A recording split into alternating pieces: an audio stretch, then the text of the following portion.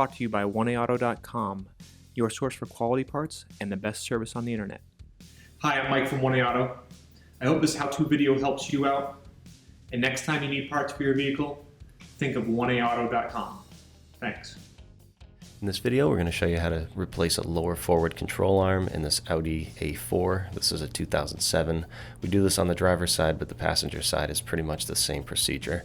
You'll need a new control arm from 1AAuto.com, Phillips and flat blade screwdrivers, 90-degree pick or center cap removal tool, 13 to 18 millimeter sockets with a ratchet and extensions, and wrenches of the same size, penetrating oil, a hammer, pickle fork, torque wrench, jack and jack stands, and a ball joint separator. We had some trouble with a few things seizing up. Being a car from New England, it's to be expected, so we used a couple more tools, some different types of pullers, cutting tools, and a hydraulic press. Hopefully your install goes smooth and you won't have to take the extra steps that we did, but we do show them for you just in case. Remove the quarter-turn flat blade fasteners at the bottom of the bumper.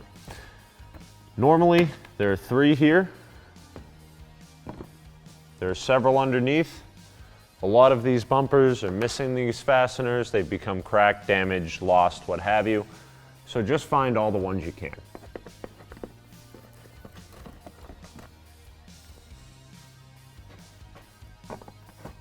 A few more at the back.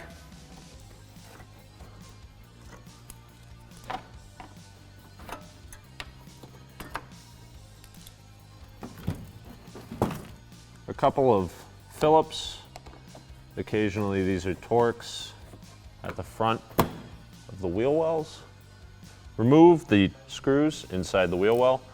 Will allow you to remove the belly pan from the bottom of the car.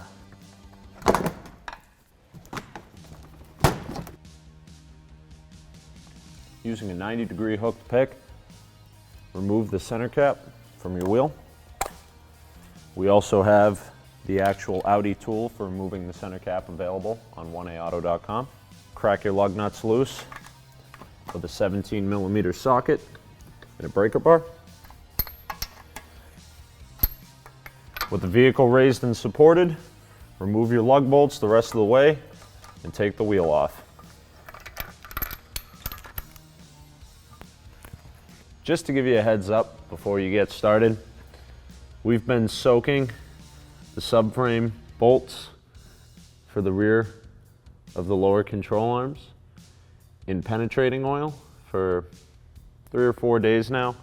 These bolts are very, very prone to being stuck, rusted, frozen into the bushings.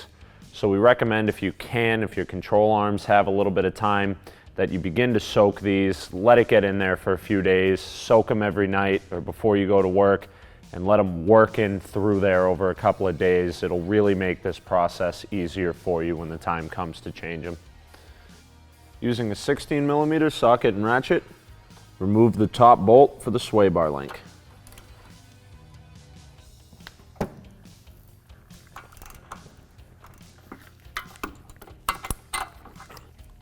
Using an 18 millimeter socket and breaker bar with a wrench to support the nut on the back, remove the bolt on the bottom of the strut.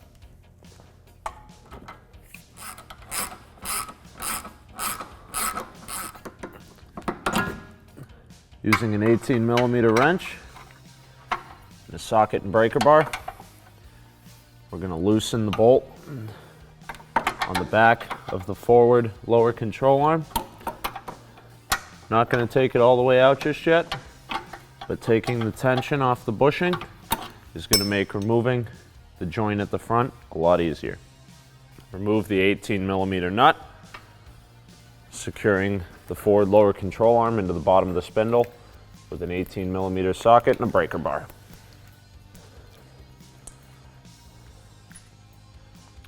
We're going to use a ball joint separator to remove the lower control arm from the spindle. If you don't have one, they're usually available for rent at your local auto parts or hardware store. The top hammers in to the joint just like a pickle fork. You'll set this arm onto the bottom of the stud. So as we tighten this bolt on the top, it pushes up on the stud while securing the back to pop the joint out of the spindle. Bring the bolt down until the joint separates. We ran into some trouble here. Our ball joint separator has failed us. If this happens to you, or if you don't have access to a ball joint separator, we're going to show you a few extra steps you can do to still get the project done. So if you have a good ball joint separator and you manage to pop this out on this step we just showed you, you can skip the next couple of steps. Just go right to removing this bolt and then reassembly.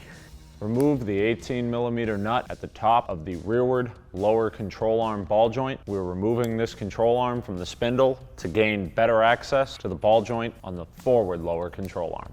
Using an 18mm breaker bar socket on the bolt end, an 18mm box end wrench on the nut. Break the bolt loose.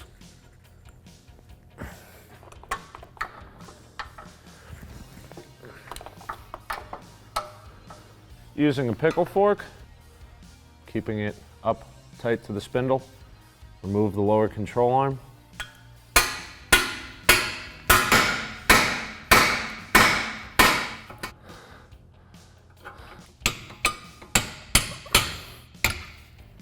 The tricky part about these control arms is they have a metal sleeve pressed into an aluminum spindle that both control arms actually seat into.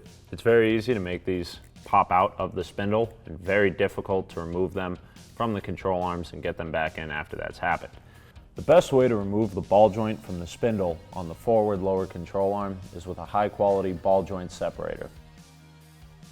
Our separator failed when we attempted to remove the joint. We attempted it with a 2-jaw puller, which pressed the sleeve partway out of the spindle, at which point we fabricated a plate in an attempt to retain the sleeve into the spindle with the 2-jaw puller while pushing the ball joint out of the sleeve. We modified this several times, tried a different 2-jaw puller, we're still unsuccessful, at which point we drove the sleeve and ball joint out of the spindle and cut the ball joint with a combination of a cutting wheel, sawzall, and air chisel to allow the control arm to be removed from the spindle, as well as giving us the clearance to remove the sleeve and bolt, which we then separated on a press. Now that we've removed the sleeve and the control arm from the spindle, I'm going to use an 18mm socket and ratchet, as well as a wrench to counterhold the nut to remove the subframe bolt in the back of the forward lower control arm. There's a hole in the sway bar bracket here that you can send the bolt back into to remove and install. Remove your control arm. Place the sleeve back over the hole in the spindle using a pair of slide jaw water pump type pliers. Go ahead and work it back into the spindle. We've removed and reused the axle bolt in our vehicle as a part of showing you the different ways in which this sleeve can be reinstalled. We do not recommend you remove the axle bolt unless absolutely necessary, as it is torqued to yield and will have to be replaced with a new part if removed from the vehicle. The best method is with a ball joint press if you have access to one.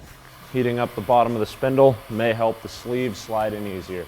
When we know that our sleeve is going to sit back into our spindle, we'll add some Loctite to the edges to help ensure it stays in place if we ever have to remove a control arm or spindle again.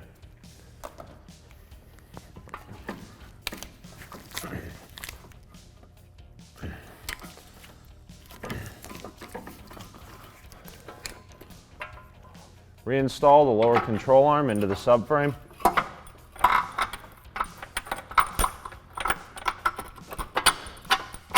Send your bolt through. Start the nut, but don't tighten it until the full weight of the vehicle is on the suspension. Install the lower control arm into the bottom of the spindle. Start the nut on the bottom of the ball joint for the lower control arm. Notice we've placed the strut off to the side of the lower control arm so we can bolt it down into the spindle, give us more clearance to slide the strut back on afterwards. Using an 18mm socket, tighten down the nut on the bottom, then torque to 81 foot-pounds. Using a pry bar, pry up on the strut, allow it back over the control arm. To give us a little more clearance to install our CV axle, we're going to cut the wheel all the way to the right. With the wheel turned all the way to the right, compress your CV axle, line up the splines, and reinstall it into the hub.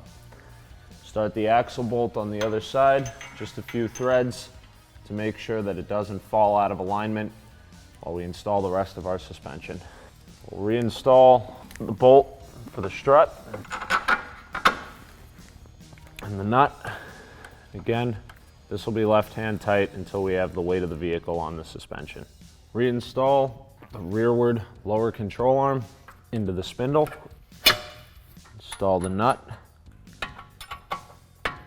If you can get a torque wrench in there, torque it to 81 foot-pounds.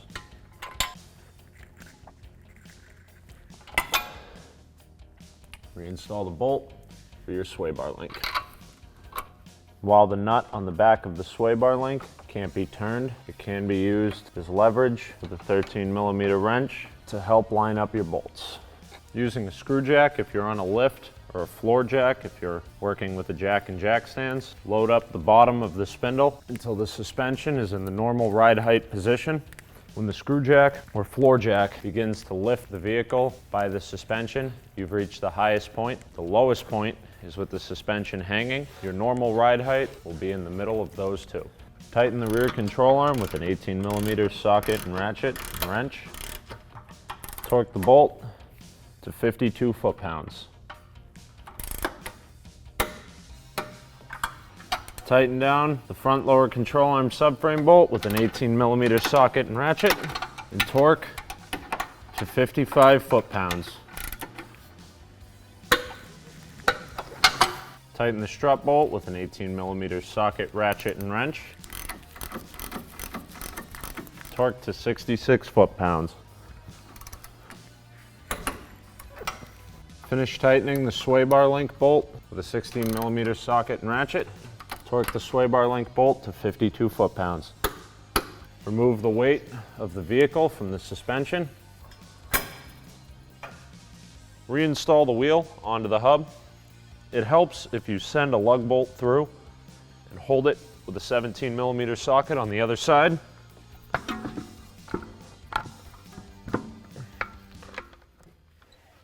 Start the first bolt by hand to help keep the wheel in place.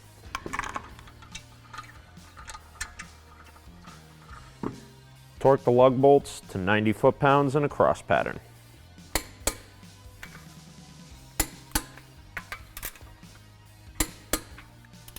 Using a 17mm Allen socket and a torque wrench, torque the axle bolt to 148 foot-pounds. This is a torque to yield bolt, so be sure to always use a new one.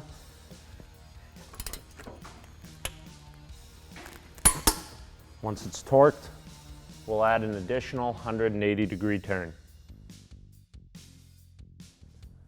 The slots on the back of the lug cap are staggered. Be sure to align them before installing. Reinstall your lower engine cover.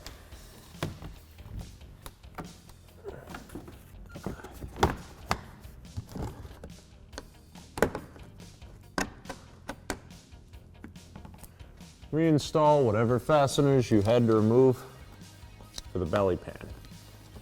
In our case, they're mostly quarter-turn flat blades. Yours may be secured with something different.